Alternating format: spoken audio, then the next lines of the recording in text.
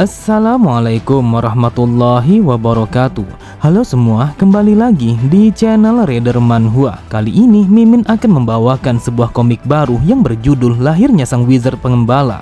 Tanpa basa-basi lebih jauh, mari kita masuk ke ceritanya. Cerita dimulai, dikisahkan pada sebuah desa kecil yang berada di pegunungan. Di saat itu, terlihat seorang anak kecil telah bermain bersama saudara perempuannya yang menceritakan tentang seorang mage yang bertarung melawan demon. Dengan tongkat kayunya, anak laki-laki itu langsung melancarkan sebuah pukulan kepada saudarinya. Dengan kesalnya, saudarinya menanyakan mengapa dia memukulnya dengan begitu keras. Setelah tertawa, anak laki-laki itu berkata, "Bukankah aku adalah seorang mage? Lagi pula, biasanya para demon akan kalah jika bertarung melawan mereka." Tepat di belakang mereka, terlihat seorang pak tua hanya tertawa ketika melihat kegaduhan yang dilakukan oleh kedua anak itu. Diketahui pak tua itu bernama Labuse dan dia adalah seorang tetua yang sangat dihormati di desa itu. Labuse berkata, "Sepertinya kalian berdua begitu bersemangat di pagi ini." Melihat kedatangannya, anak laki-laki itu berkata, "Kakek, bolehkah aku bertanya bagaimana caranya agar aku bisa menjadi seorang mage?" Labuse berkata, "Itu bukanlah sesuatu yang akan bisa kau dapatkan begitu saja. Mage, dia adalah seseorang yang berada di puncak tertinggi pada dunia manusia. Mereka adalah para bangsawan dan juga para kesatria yang mendapatkan kekuatan secara temurun. Jadi sangat disayangkan kalau kalian sama sekali tidak akan bisa menjadi seorang mage meskipun kalian sudah berusaha dengan sangat keras." Tepat di sampingnya, salah satu dari mereka berkata, "Tetua, entah mengapa kau mengatakan sesuatu yang seperti itu kepada anak kecil. Bukankah hal itu hanya akan membuat mereka menjadi tidak bersemangat?" Namun Labuse langsung melemparkan pandangannya ke belakang ketika mendengar orang itu yang menanyakan apakah rumor tentang kemunculan seekor demon adalah benar. Terlihat Labuse tidak langsung menjawabnya, tetapi yang ia lakukan hanyalah menarik nafas panjangnya.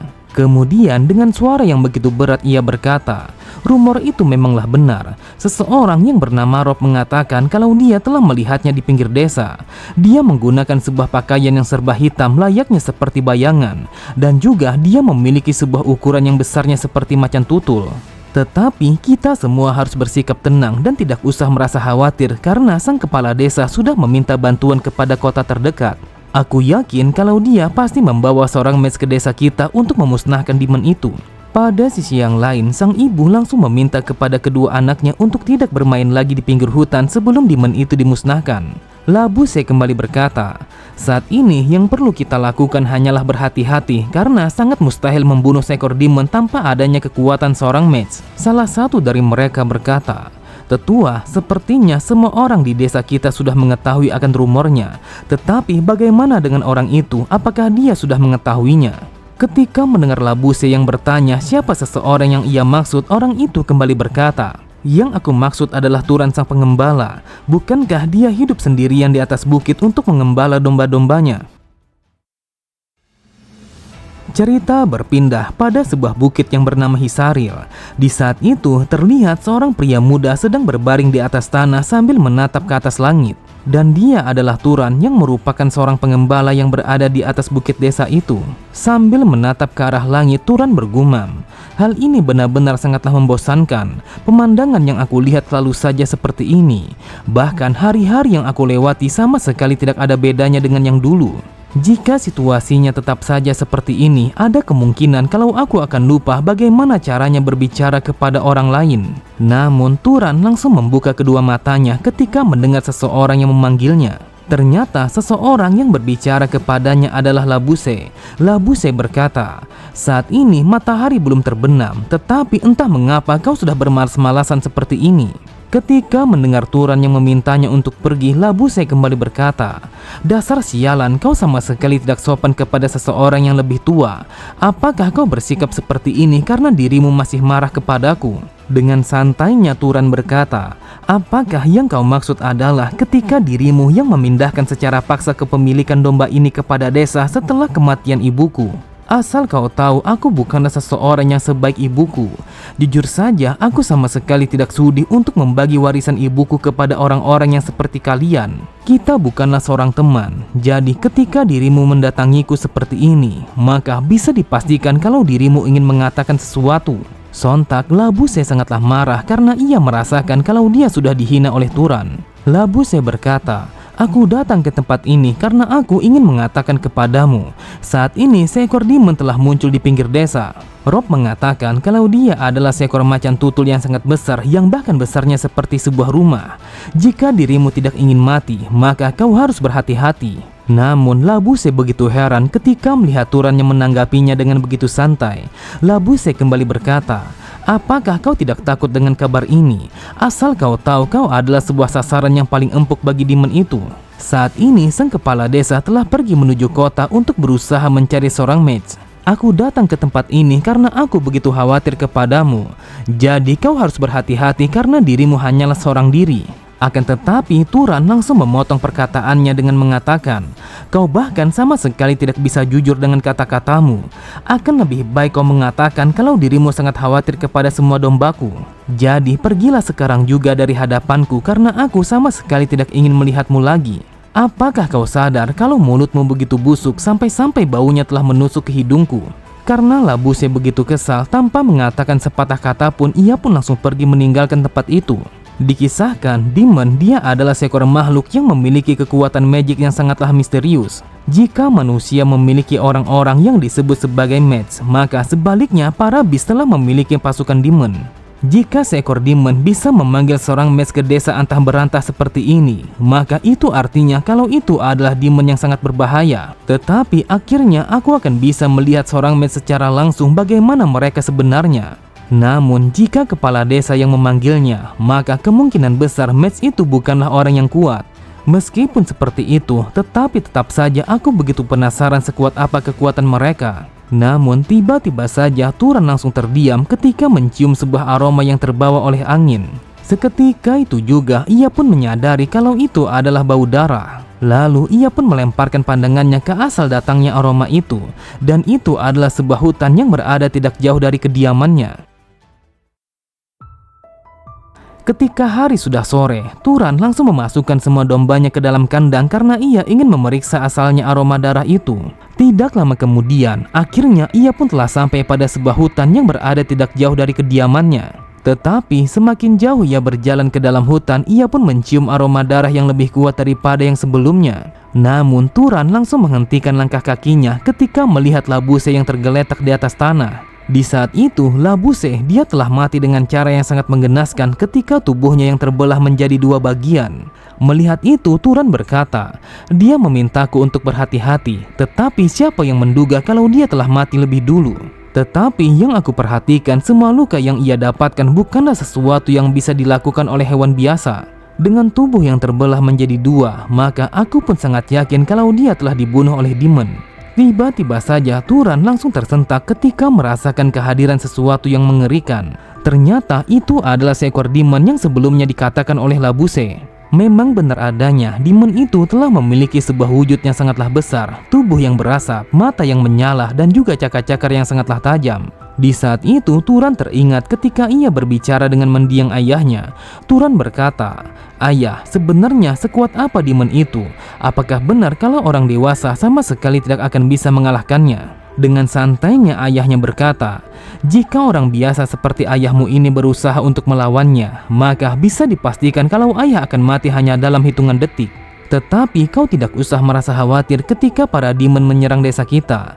Ketika hal itu telah terjadi, maka sang kepala desa akan membawa seorang mage dari kota untuk melenyapkan demon itu." Ketika mendengar Turan yang bertanya apakah seorang mage tidak bisa dikalahkan, ayahnya kembali berkata, "Seorang mage, mereka adalah orang-orang yang berjiwa agung karena mereka telah diberikan bakat magic.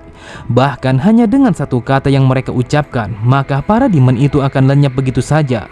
Setelah mengingat akan hal itu, terlihat Turan hanya bersikap santai ketika melihat demon itu yang berlari ke arahnya. Kemudian ia pun mencoba untuk mengalahkan demon itu hanya dengan satu kata, yaitu dengan mengucapkan kata mati.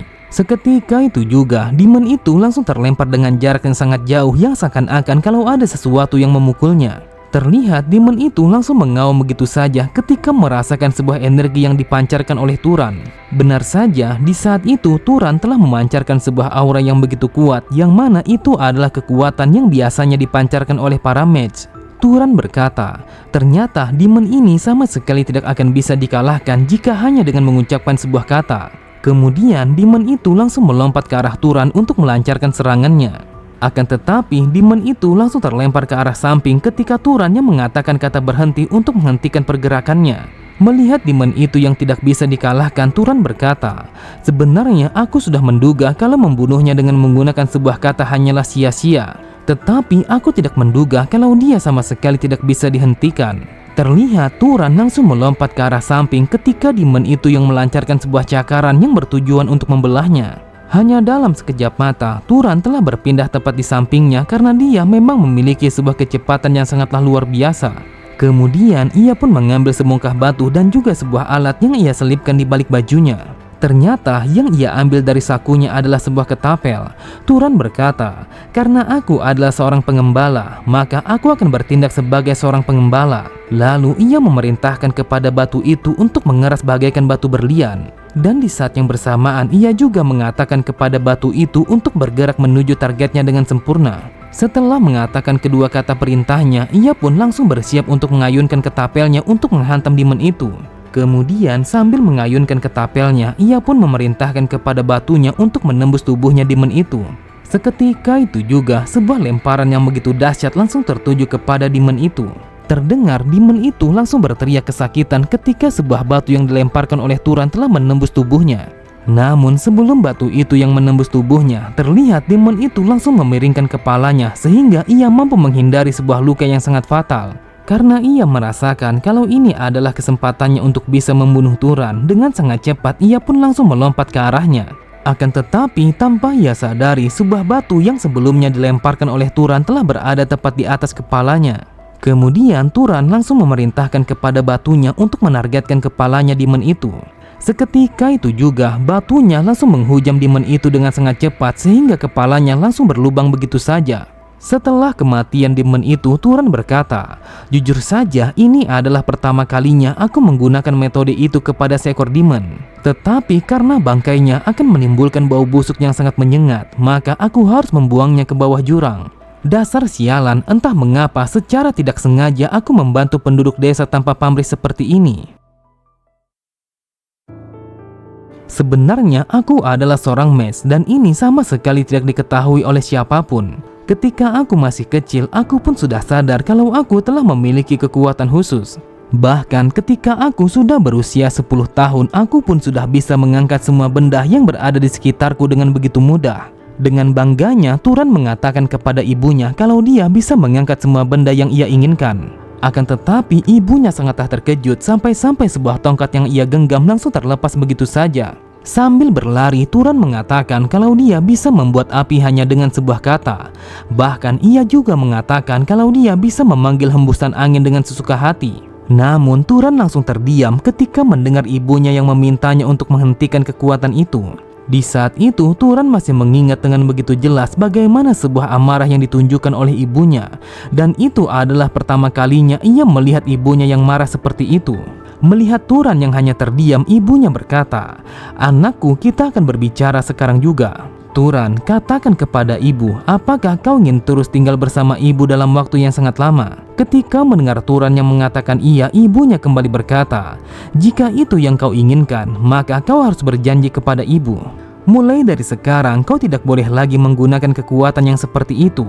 Dan bahkan kau juga tidak boleh menggunakan kekuatan itu di hadapan orang lain. Saat mendengar Turan yang bertanya alasannya, ibunya menambahkan, apakah kau masih ingat dengan sebuah cerita tentang para bangsawan dan juga para kesatria yang dulunya pernah aku ceritakan? Bangsawan, mereka adalah keturunan yang berasal dari bangsa ilahi yang bernama klan Freyan.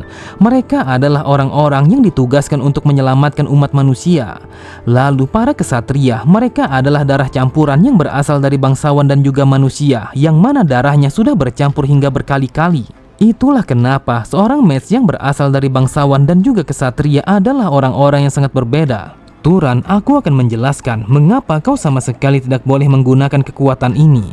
Hal itu disebabkan karena dirimu telah mewarisi kekuatan ayahmu yang merupakan seorang kesatria. Sejak dari dulu ada begitu banyak para bangsawan jahat yang telah tinggal di luar desa kita. Seperti bangsawan yang dengan sengaja memperlakukan para kesatria layaknya seperti budak. Jadi kau harus ingat sampai kapanpun tidak ada satu orang pun yang boleh mengetahui kalau dirimu adalah seorang mage. Turan, bisakah kau berjanji kepada ibu kalau dirimu akan menjaga rahasia ini sampai kapanpun? Kemudian 8 tahun telah terlewati dan aku masih menepati janji itu kepada ibuku. Aku berpikir tidak ada sebuah alasan untuk melanggar janji itu. Sampai saat ini aku sama sekali tidak ada niatan untuk mengungkapkan kepada siapapun bahwa aku adalah seorang mage. Bahkan aku juga tidak berniat untuk meninggalkan gunung ini karena ini adalah tempat yang satu-satunya menjadi peninggalan ibuku yang sangat berharga. Beberapa saat kemudian, Turan langsung melemparkan pandangannya ke arah luar ketika mendengar seseorang yang memanggilnya. Bahkan orang itu telah memukul pintu rumahnya dengan begitu kuat yang menunjukkan kalau mereka sedang marah. Ternyata dia telah dipanggil oleh sekumpulan orang yang bahkan sebagian dari mereka telah membawa pemukul kayu. Di saat itu mereka mengatakan kalau dialah yang sudah membunuh Labuse di dalam hutan. Terlihat Turan hanya menanggapi tuduhan mereka dengan begitu santai meskipun mereka mencoba untuk mengintimidasinya. Turan berkata, "Jadi yang kau maksud adalah kalau aku yang sudah membunuh Pak Tua sialan itu?" Dengan kesalnya salah satu dari mereka langsung menarik kerah bajunya. Sambil berteriak ia berkata, "Dasar bajingan, berani sekali kau melakukan itu kepada tetua. Kau dengan sengaja melukainya, lalu kau melemparkan tubuhnya yang sudah sekarat kepada demon itu untuk menjadikannya sebagai makanan." Namun mereka langsung terdiam ketika mendengar Turan yang berkata, "Saat ini aku mengerti bagaimana alasanmu untuk menjebakku. Labuse, dia telah mati sendirian di dalam hutan, sedangkan para pemuda telah bersembunyi di dalam rumah karena kalian begitu takut kepada demon itu. Kemudian kau berpikir kalau menjebakku adalah sesuatu yang paling mudah. Dengan cara yang seperti itu, kau akan bisa melemparkan semua kesalahan kepadaku sebelum adanya seseorang yang melemparkan telunjuknya kepadamu." Terlihat orang itu sangat marah sampai-sampai ia pun langsung melancarkan tinjuannya kepada Turan. Akan tetapi serangannya hanyalah sia-sia karena Turan langsung memiringkan kepalanya ke arah belakang. Kemudian Turan langsung menggunakan kekuatan magic untuk memperkuat kepalanya. Tanpa pikir panjang, ia pun langsung mematahkan hidungnya orang itu dengan cara menghantamkan kepalanya. Kemudian Turan bergumam, "Magic itu adalah kekuatan yang sangat praktis. Ketika dirimu menginginkan sesuatu dengan cukup kuat, maka kau akan bisa memenuhi kehendak itu dengan imbalan energi magic." Di saat itu, salah satu dari mereka langsung terjatuh begitu saja meskipun dia sama sekali tidak menerima sebuah serangan. Turan berpikir kalau dia tidak perlu menyalakan api besar untuk bertarung melawan mereka. Yang ia lakukan hanyalah menggunakan sebuah api yang sangat kecil agar kekuatan yang ia miliki tidak dilihat oleh mereka. Sebuah kekuatan yang hanya cukup menjatuhkan seseorang tanpa menghilangkan nyawa mereka. Meskipun mereka menyerangku secara bersamaan, namun tetap saja tidak ada satupun dari mereka yang akan bisa mengenaiku karena mereka hanyalah manusia biasa. Selama 8 tahun ini, aku telah berusaha menyembunyikan jati diriku sebagai seorang mage. Setelah mengalahkan mereka semua, Turan berkata, "Jika kalian masih memiliki cukup tenaga untuk bertarung, sepertinya akan lebih baik kalau kalian menggunakannya untuk memberikan pemakaman yang layak kepada Labuse." Kemudian ia pun melemparkan pandangannya kepada para wanita yang berada di kejauhan. Lalu Turan berkata, "Apakah kalian datang untuk bertarung juga melawanku?" Ketika mendengar mereka yang mengatakan tidak, ia pun memerintahkan kepada mereka untuk pergi dari hadapannya sambil membawa para lelaki yang sudah terkapar. Setelah menyingkirkan mereka semua, Turan langsung kembali ke rumahnya. Ia bergumam, "Saat ini aku tidak bisa lagi untuk pergi ke desa. Ketika aku mencoba untuk berdagang, sudah pasti mereka akan menggunakan alasan ini untuk menawar daganganku dengan begitu rendah. Namun jika mereka tetap saja seperti ini, maka aku akan memberikan pelajaran kepada mereka dan juga membuat kesepakatan yang adil. Saat ini aku pun sudah memberikan pelajaran yang layak kepada mereka. Jadi seharusnya mereka tidak akan kembali lagi ke tempat ini untuk membuat keributan." Namun Turan langsung membalikan badannya ke arah pintu ketika mendengar seseorang yang mengetuk pintu rumahnya. Sambil membuka pintu rumahnya, Turan berkata, "Dasar sialan, apakah kalian benar-benar ingin mati?" Akan tetapi Turan langsung terdiam ketika melihat seseorang yang sama sekali tidak ia kenal telah berdiri di hadapannya. Ketika mendengar Turan yang bertanya siapa sebenarnya orang itu, ia pun berkata, "Aku berharap kalau dirimu akan bisa membantuku selama aku di perjalanan. Tetapi sepertinya aku sudah datang di waktu yang kurang tepat." Terlihat Turan hanya terdiam, lalu ia pun meminta maaf kepada orang itu. Turan mengatakan kalau ada beberapa orang yang datang ke tempatnya untuk membuat keributan. Setelah mengatakan itu, Turan bergumam, apakah ini adalah bahasa sopan seperti yang diajarkan oleh ibuku? Sebenarnya hal ini terasa aneh karena aku sama sekali tidak pernah berkata sopan kepada para penduduk. Tetapi yang aku perhatikan, dia adalah pengembara yang membawa sebuah pedang di tempat pedalaman yang seperti ini. Kemudian Turan berkata, jika dirimu ingin mencari penginapan, maka masuklah sekarang juga. Beberapa saat kemudian, Turan langsung menghidangkan berbagai macam makanan kepada orang itu. Sambil menikmati hidangannya, orang itu berkata, sebelumnya kau mengatakan kalau dirimu sama sekali tidak pernah melihat orang asing. Jadi apakah itu memang benar? Turan berkata, aku dilahirkan dan juga dibesarkan oleh orang tuaku di bukit ini. Jadi aku telah hidup sebagai pengembala pada sepanjang hidupku. Selain itu juga para pengembara sangat jarang melewati desa kami. Terlihat orang itu langsung menyipitkan kedua matanya ketika melihat bagaimana setiap gerak yang ditunjukkan oleh Turan. Sambil memperhatikan Turan yang sedang minum, orang itu kembali berkata, bagi seseorang yang mengaku sebagai pengembala, kau memiliki sebuah etika yang sangat baik. Sepertinya kau mendapatkan pendidikan yang sangat baik dari orang tuamu, sampai-sampai cara makanmu sama seperti para bangsawan. Ketika mendengar Turan yang mengatakan kalau dia telah diajarkan etika itu oleh mendiang ibunya, orang itu berkata, aku yakin kalau ibumu telah beristirahat dengan damai bersama para dewa. Turan, sekali lagi aku ingin mengucapkan rasa terima kasihku kepadamu karena dirimu sudah membantuku dengan begitu baik. Mendengar itu, Turan berkata, aku hanya hidup dengan seperti yang diajarkan oleh ibuku. Tetapi jika boleh aku tahu apa alasanmu untuk datang ke desa yang sangat jauh seperti ini? Orang itu berkata, aku datang ke tempat ini karena aku telah menerima sebuah permintaan untuk memburu seekor demon yang berada di dalam hutan. Terlihat Turan langsung terdiam ketika mendengar orang itu yang mengatakan kalau dia adalah seorang mes yang dipanggil oleh kepala desa. Kemudian orang itu kembali berkata, Turan, bolehkah aku bertanya sesuatu kepadamu? Sebenarnya aku merasakan kehadiran seekor demon pada wilayah ini. Akan tetapi entah mengapa aku sama sekali tidak bisa menemukannya ketika aku mengitari hutan ini. Namun yang lebih anehnya lagi adalah, bukankah kau sudah tahu kalau seekor demon telah berkeliaran di luar sana? Bahkan sang kepala desa sudah memberikan peringatan kepadamu. Tetapi bagaimana bisa kau masih saja bersikap tenang seperti ini? Jika seekor demon sedang mengincar seseorang, maka dirimu akan menjadi target pertamanya di desa ini. Jadi, apakah kau sama sekali tidak merasa takut? Aku tidak yakin kalau ini adalah keberanian dari seorang pengembala yang belum pernah sekalipun meninggalkan desanya. Jadi, katakan kepadaku siapa sebenarnya dirimu itu. Di saat itu, ia menatap Turan dengan tatapan mata yang sangat tajam yang seolah-olah kalau dia mencurigainya. Dan di saat yang bersamaan, Turan langsung mengingat ketika ia berbicara kepada ibunya. Turan berkata, ibu, mengapa orang lain sama sekali tidak boleh mengetahui kalau aku adalah seorang mage? Ibunya berkata, para bangsawan mereka adalah orang-orang yang sangat jahat. Jika para bangsawan diibaratkan seperti pengembala, maka para kesatria bisa dikatakan seperti anjing pengembala. Mungkin mereka akan dihargai oleh bangsawan seperti keluarga ketika mereka dibutuhkan. Tetapi ketika mereka sudah tidak lagi diperlukan, maka mereka akan dijual atau bahkan dikorbankan. Sejak dari dulu, aku sama sekali tidak ingin kalau anakku akan menjadi seperti mereka. Itulah sebabnya aku memintamu untuk merahasiakan hal itu kepada siapapun. Turan, dengarkan aku baik-baik. Kau tidak boleh membiarkan siapapun mengetahui kalau dirimu adalah seorang mage. Jika mage lain telah mengetahuinya, maka bisa dipastikan kalau mereka akan memisahkan kita berdua. Kemudian dirimu akan dijadikan seperti seekor anjing pengembala yang akan bisa dibuang kapan saja. Jadi agar hal itu sama sekali tidak terjadi dan dirimu sama sekali tidak diketahui oleh mereka sebagai seorang mage, maka aku akan mengizinkan kalau dirimu boleh membunuh mereka semua. Oke semua, cukup sampai di sini dulu pembahasan alur cerita kita. Sampai jumpa di video selanjutnya. Wassalamualaikum warahmatullahi wabarakatuh.